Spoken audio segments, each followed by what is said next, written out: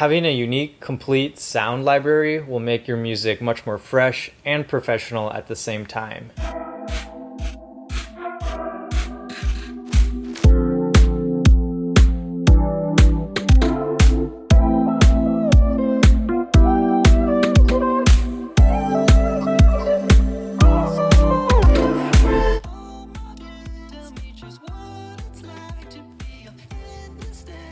We had 2 weeks of beautiful sunshine in Seattle, and now back to this. It's crazy to think where music is going to end up in the next year, the next 5 years, 50 years from now. Probably by then it'll be computers doing all of the production for us. But for now, it'll be us music producers that are going to push music along. It's really emerging artists that define the future of music. They're the ones that create new sounds, create new genres. Today we're going to be talking about the sound design portion of this. Paraphrasing from Flume, chords and melodies have all been played out. Sound design is where the frontier is. More important than anything technical when it comes to production, sound design, and mixing is your sound selection. So if you can get the sound selection done correctly, then mixing will be a breeze for you. Also, working on your sound library and sound design separately from production allows you to be really open-minded and creative in a different type of headspace when you're doing the sound design phase. And then when you're focusing on music production and assembly of your different sounds, that's a completely different headspace that you can be in. Everyone has different sound tendencies and preferences for different sounds. So if your interest is both in, say, metal and trap, then you could build a unique sound library where you have heavily distorted guitar sounds and double kick loops, complete with brass horns and a trappy snare. And hybrid music is really where creativity comes. Personally, I like a combination of natural sounds, whether it's rain like today, or waterfalls, or tiger roars, just interesting things like this, mixed with really clean pop and trap sounds like kicks and snares from trap, and then also combined with world music, so African drums or sitars, instruments from all over the world. I've created a unique sound that I associate with my artist name, and each song that I come back to, even if it's really different from other songs in terms of arrangement and flow, it'll have a lot of the same sounds in it, and it'll be relatable for the fans. Start with really good source of audio. Your raw sounds should be really clean, and what you're going to want to do is what they call chasing the flame of your sound. So you get your microphone to a sweet spot where you can hear the sample cleanly and dryly without any extra room reverb or delay, and without any distortion coming into your microphone. So put on headphones, grab your microphone, and as you make your different sounds, try adjusting how near or far the microphone is, and immediately get that feedback in your headphones to see how good the audio quality is. If it's a sound that you want to have a lot of low end on, you're going to need to have the microphone closer to the sound, and therefore your input gain on the microphone down lower. This will require a little bit of trial and error to get down just right. If you want to get more unique sounds, so say you're wanting reverb in your capture of the sound, then make sure to be really intentional with this. Say record in a bathroom where you have tiles and you have really high frequency reflections in your reverb. So be intentional if you're going to include reverb in the source. I have 3 different sources for how I build my library. One is I carry around a field microphone, and I carry it with me everywhere I go. If I'm going out on hikes, if I'm just around town working, and then I can always capture anything that's intriguing while I'm out there. So if I'm hiking, I can record a river or a stream while I'm out there. If I'm out in the city, I can capture the sounds of the streets. The second source is recording in studio with a more professional microphone. And I do this for different drum sounds that I have, shakers, sitars, claps, any sounds that I want to record in studio. That's my second source. And then finally, the third source is I scour the internet. I go online, I look at different YouTube videos, I search other places. People have been sampling like this for decades, whether it was back in the 70s, 80s, and 90s using records, to now currently the newest platforms like the internet and YouTube videos. So just make sure you're being discreet and respecting of the original sources of sound when you're doing this. Another option is you can take samples from other people's sample packs, and then if you want to put your own spin on those, then you adjust them and make them your own.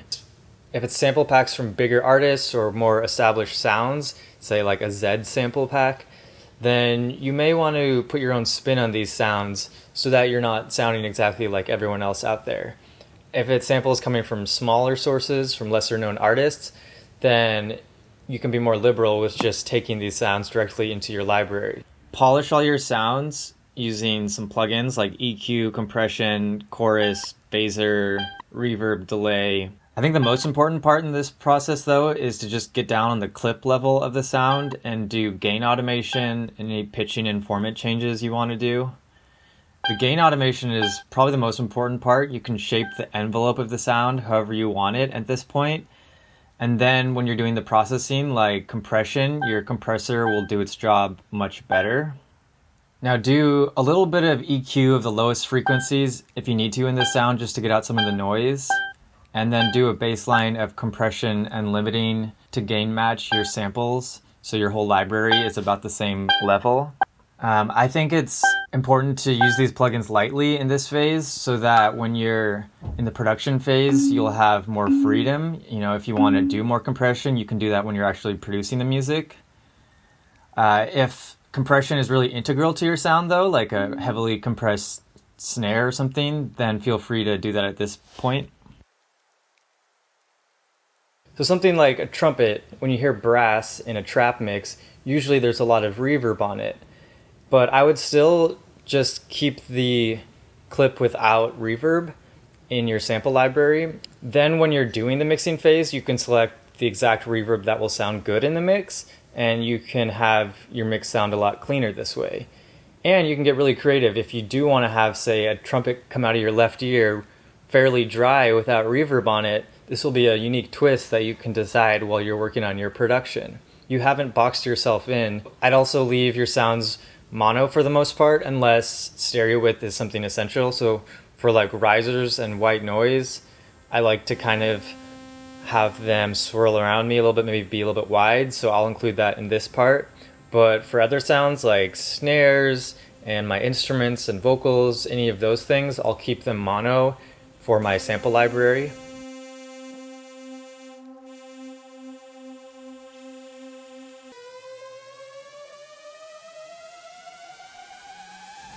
One thing you can do to make it easier when you're producing songs is tune each one of your sounds. I'd tune them all to C, and maybe make your loops a specific tempo. For tuning, you'll either use a pitch shifting plugin like this one, or tune in the audio clip directly using your DAW's built-in algorithms. You might need to adjust the format also to get a clean sounding tone.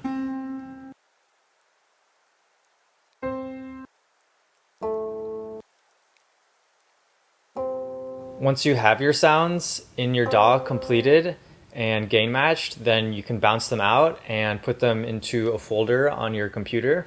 Use a file structure that works for you. There's many established file structures for sample packs. The main one is to have your main folder be the sample pack title, and then within that you have different groups, different folders for, say, drums, instruments, vocals, effects.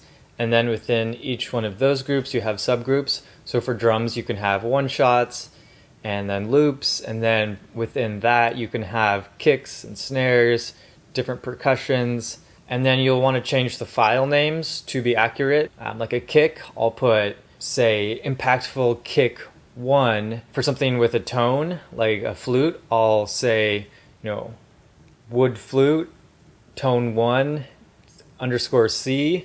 So that I know what the tuning is. I'd say the most annoying part of this whole process is things like tuning the sounds and then also bouncing out all of the sounds and organizing them in files. You might have to go through one by one, clicking them and hearing what they sound like and then providing names for each one of them. This can be kind of demanding in terms of times. So you can do this while you're not feeling creative, just to kind of be productive, but not have to force yourself to be creative. Having a unique, complete sound library will make your music much more fresh and professional at the same time.